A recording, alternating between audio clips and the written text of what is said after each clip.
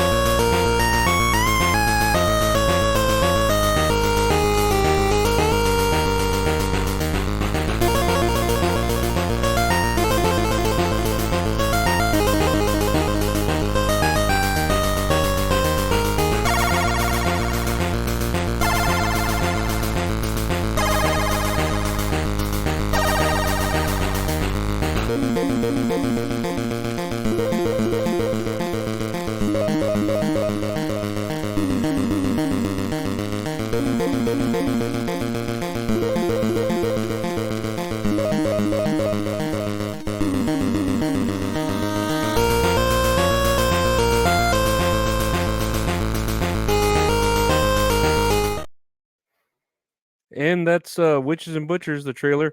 With me today is the programmer and game designer for it from Lobosandia Game Studios, Andres Cordova. How you doing, Andres? Huh? Oh, yeah. I'm good. I'm fine. Yeah. Working on the game all day, all night and stuff.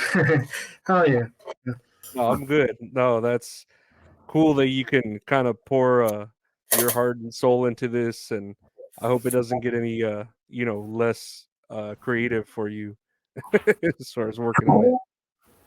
Oh, yeah. Yeah, I have been working on this game for I think it's almost 2 years so far on this game. I never thought I'm going to spend that much on such a. Like when I started it, I felt like, yeah, this is going to be like a little game, like a little uh, game sized game, but still almost 2 years now, and it's fine. I'm loving it. I love working on it. No, I and that's good. Like that's crazy though that, and when you first started out making this game, uh, why did you feel like it would just be a little, project, but how did it like kind of balloon into something bigger? Yeah, like yeah. When I started on this game, it was actually like a little game that I was planning to make for a game jam, for a Gameboy game jam. So it was something to make to take a break from because I just got like I just finished sort of finish a game that took me like 3 years to release and it's still in early access. And then I just wanted to take a break, making a little game, and then it got like I really liked it working on it, so ended up yeah, this is going to be my next full game now, I guess. And I saw, this game it has like the 8-bit graphics. It reminds me of like the old Pokemon from the Game Boy with Bomberman. I remember playing like an older Bomberman on there. And I've seen you've developed like 3D like games, like a game you have, Cock Soccer, Yeah, is okay. 3D. What made you kind of pick these graphics, or the choice to go with these? Was it just you felt it was simpler, or you just wanted to go that route, like with the inspiration? Yeah, mostly is that the simple stuff. Like I wanted to make something simple because I feel like I overwork myself and my team with the 3D game, so I wanted something smaller, something simpler. And also, I really love that kind of that era of games of the Game Boy Color. Like, was the console I grew up with. So I really like that kind of games. And yeah, we took a lot of inspiration from Pokemon and other kinds of games from that era, from that console. And also, like, one of the main reasons to choose this is because, like, uh, everything started with me discovering this. The software I'm using to making the game is a game engine called GD Studio. So I was just at first it was just a small game to test the engine and make something with it, and turned out to be actually like I really love working with it. So ended up working complete in the game. So the good stuff about this engine is that it makes actual Game Boy games. Like it's a real Game Boy game that can be played on a console, like on a real console. So that was the thing that made me feel like, oh, that's really sick. Like I can play it on a real Game Boy. That's what made me like wanted to work in this game more and more. Hmm. No, it's great. And I was thinking, like when you develop a game like this, because it has like, its own story to it. Obviously, like it has a narrative and all that. Did you come up with the story first, and then like the game elements to it, like the RPG and the shoot 'em up style? The story first, and then that, or was the elements there first, and then the story kind of came around? Yeah, it was more like the gameplay came first, and then the story later. Oh, kind of like half and a half because I already had a couple of characters from the game. Like the characters I'm using in this game in the story, like the ones you play as, are characters that I have made before uh, for that characters that I used. I don't know, playing Dungeons and Dragons and some kind of tabletop role playing game, or some character I made on an MMORPG or something like that. Like there were characters that I made already, and I just uh, fused them together, and then the story came like, oh, okay, I have this, and this character. We can come up with something that is cool and interesting.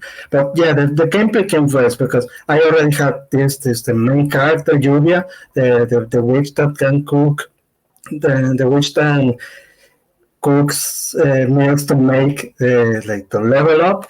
Yeah, I already have this character, and the first that was the main idea. Like, I want to cook stuff and level up with the with the meals. And then everything else came later, like, oh, I'm going to make a sure. Oh, the sure part also, like, that was one of the main ideas. Like, I wanted to make, like, a sure em up that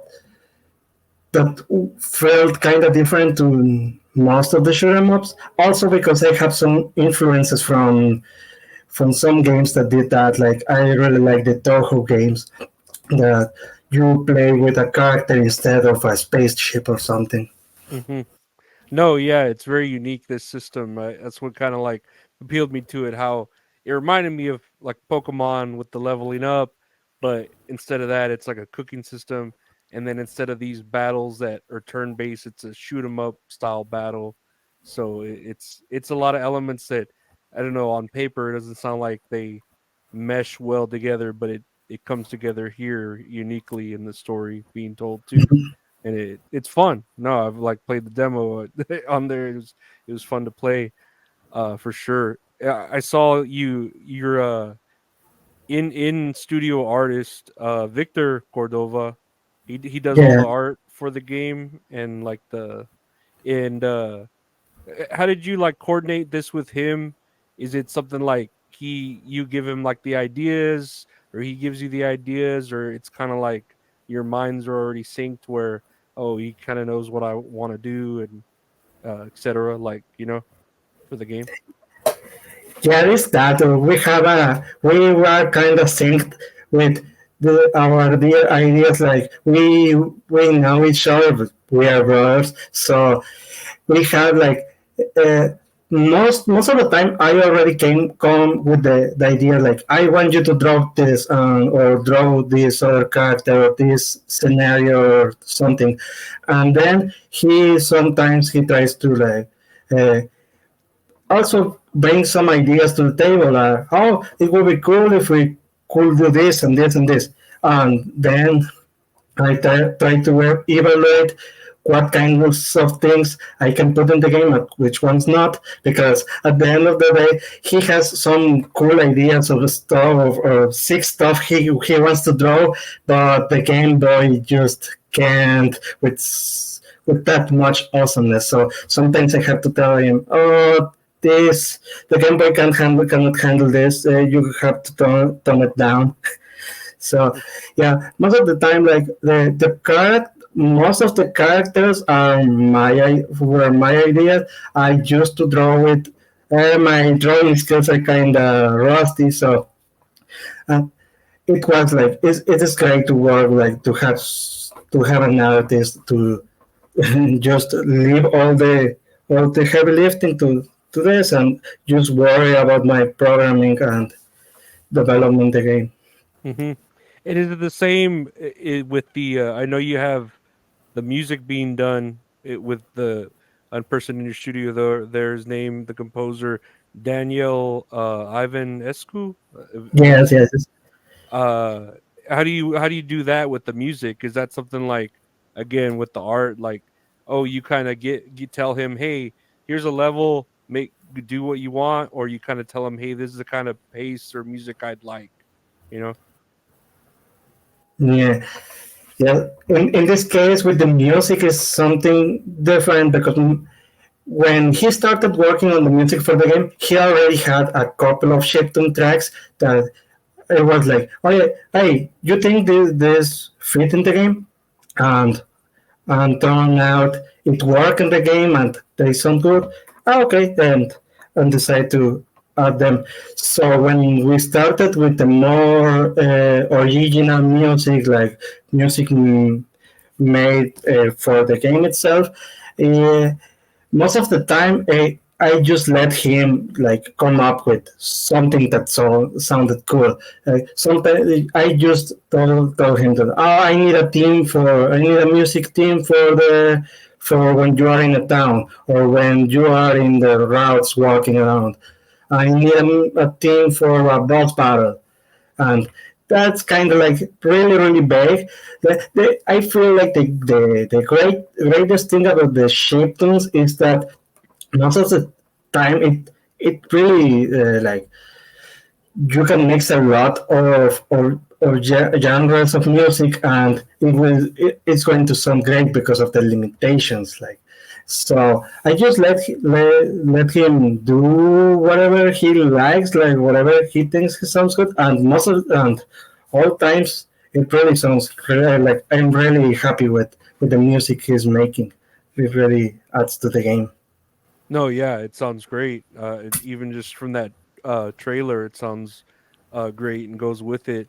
And so you're going off of like the rules of the Game Boy Color, like you're limiting yourself basically to its constraints, right? Like you're not kind of going, oh, we can push it a little bit more because this is on a computer, this is on Steam. Like you're making it where you're following these set of rules of what it would Yeah, work on the Game Boy. yeah. We're working with the Game Boy in mind first. Like it's actual Game Boy music that is running from the system, and it has to be constrained to all the limitations from the system. Like four, I think there are four audio channels, so only four songs at the same time can be played, and the instruments, the sounds themselves, like it's pretty limited, but with something talented as him, he came up with a lot of Daniel came with a lot of great tracks. So yeah, that's the thing with this game. Like we are making it for the Game Boy Color first and foremost, taking into account all the limitations, all the things the system can do and cannot do. But however, as you mentioned, there's going to be like a version for Steam and other platforms. there's something that I mentioned in the Kickstarter page that there's going to be after we finish with the Game Boy Color version, like the main version. I'm going to start working on uh, an enhanced version of the game, which it's going to be made with a modern engine, the Unreal Engine 4. It's the one I have most experience with. So basically, I'm going to make the whole game again in this new engine, but making sure that all the code, all the gameplay, all the stuff, just going to transfer all the stuff from the Game Boy to this modern version. I'm going to add a little extra things like, oh yeah, maybe some levels can look more detailed and the widescreen support, so we can grab more space for my enhance the gameplay with more play space and some things like that, but try to keep the game like similar enough. Mhm. And in the game studio, Lobosandia, well, the Lobosandia Game Studios, is it just the three of you? Like, do you like ever like ask for, I don't know, outsource any sort of work, or is it just you all three dedicating your time to this game, and like that's it, just a studio of just you three?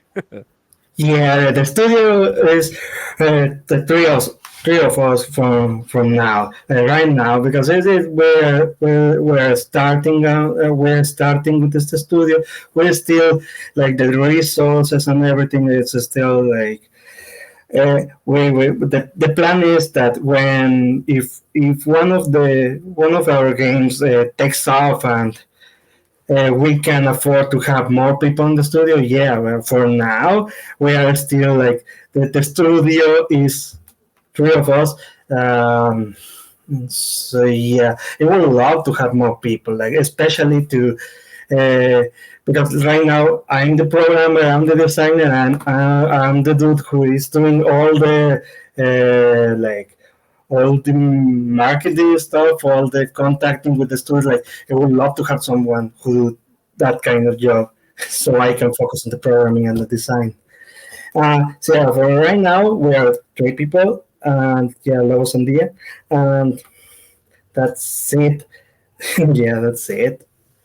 We don't outsource yet. Like, yeah, sometimes we have like if we need some little freelancing jobs there and there. Yeah, we ask for them for, but like the core of the studio is just the three of us. Well, yeah, no, but that's still, I'd say, enough people, especially with the heart and creativity and all that you're putting into the Mhm. game. You three, that's all you need. I mean, there's some of the best indie games now are coming out with just one person, two people. Like Yeah, it's crazy.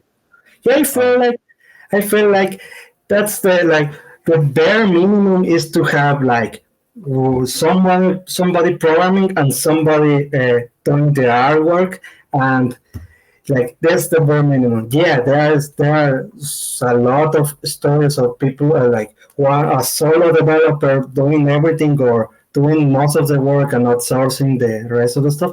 But I feel like yeah, one person for programming, one for the art, and in this case, one for music too. Yeah, that's like yeah, that's good enough. yeah, and it's always good to have people, around that you can trust and bounce ideas off of instead of just yourself. Thinking, Exactly. oh, like, oh, I guess it's right. I don't know. I have no one else to, to talk to about it.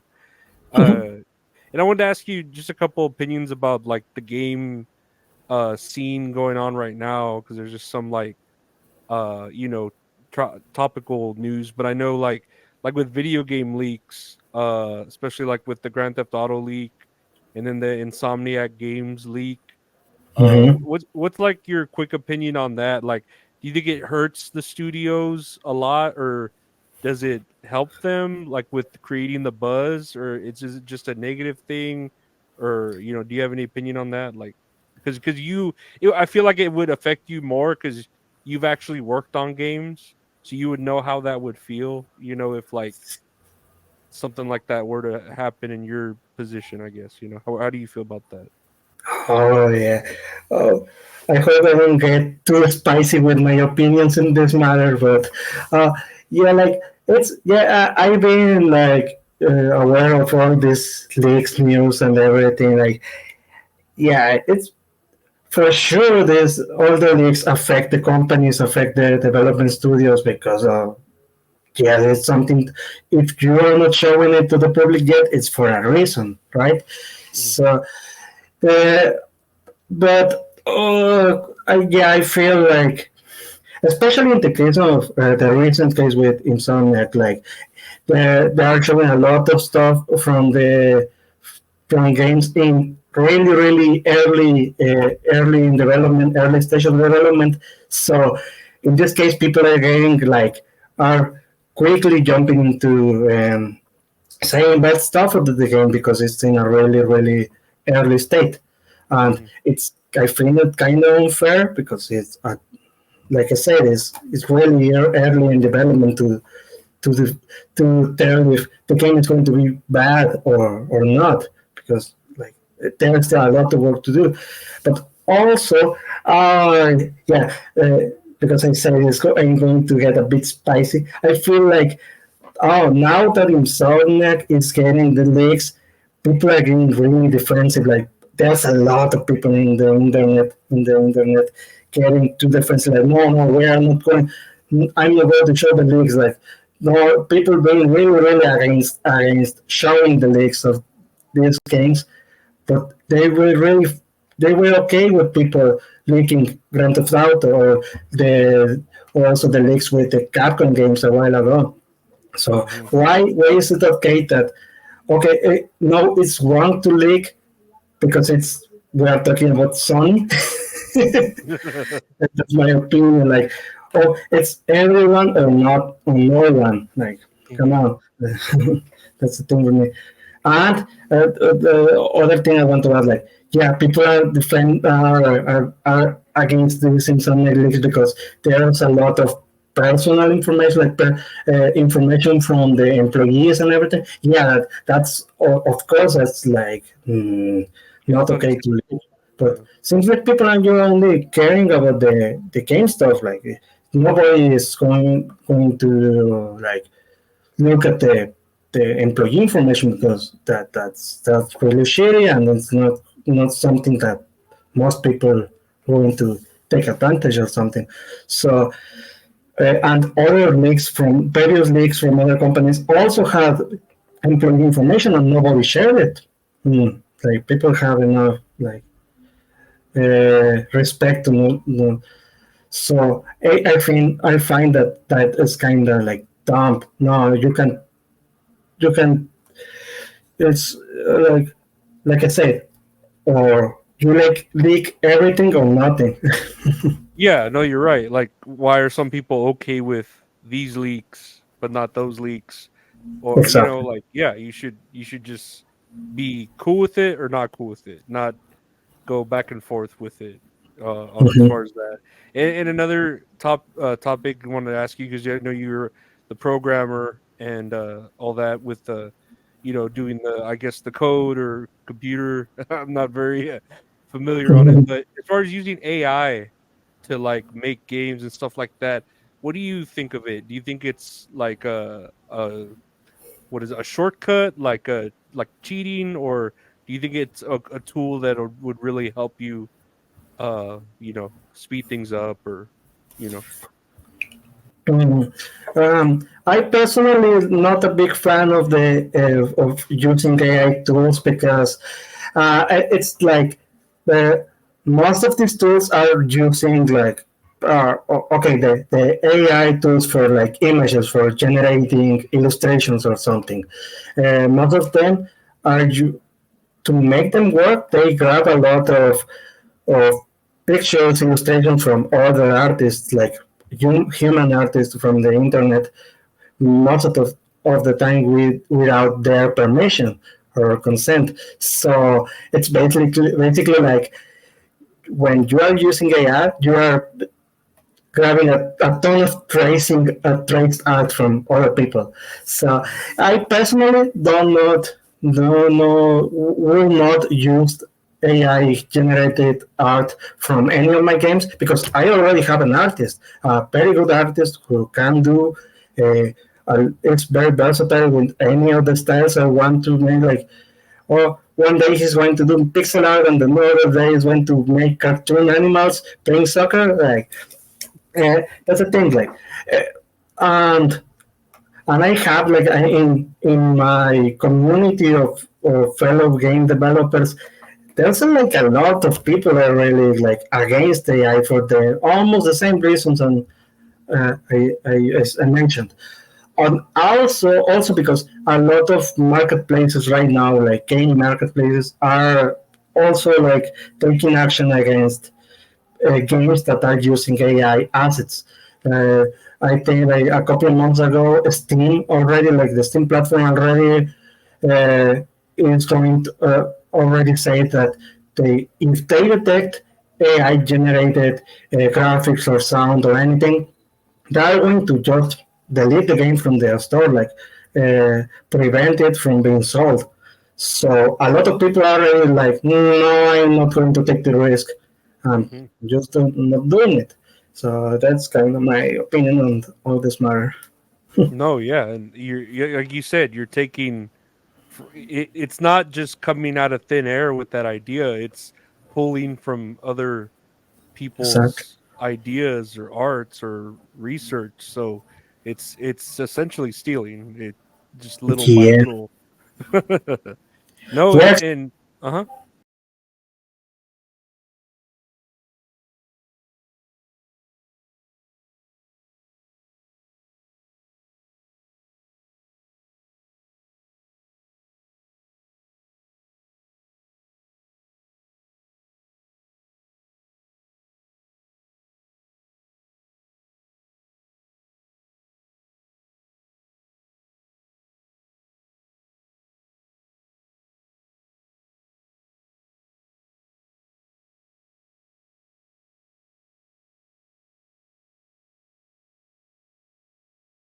Yeah, especially now when where it's being pulled just from the internet and what's out there. Uh Yeah. there's a lot of not consenting going around, I'm sure, with that. The last thing I wanted to kind of ask you, why cinnamon buns for for your character? Or it's just a kind of like a long story, but the brief version of this is like all the cinnamon buns are like my favorite kind of like sweet. Like I used to eat cinnamon buns since I was a kid, so I really loved it. Almost every day I had one from my local bakery, so I really loved them. But also because like there was a friend, there's a friend in the community like he's uh, constantly like checking the game and giving me ideas and everything.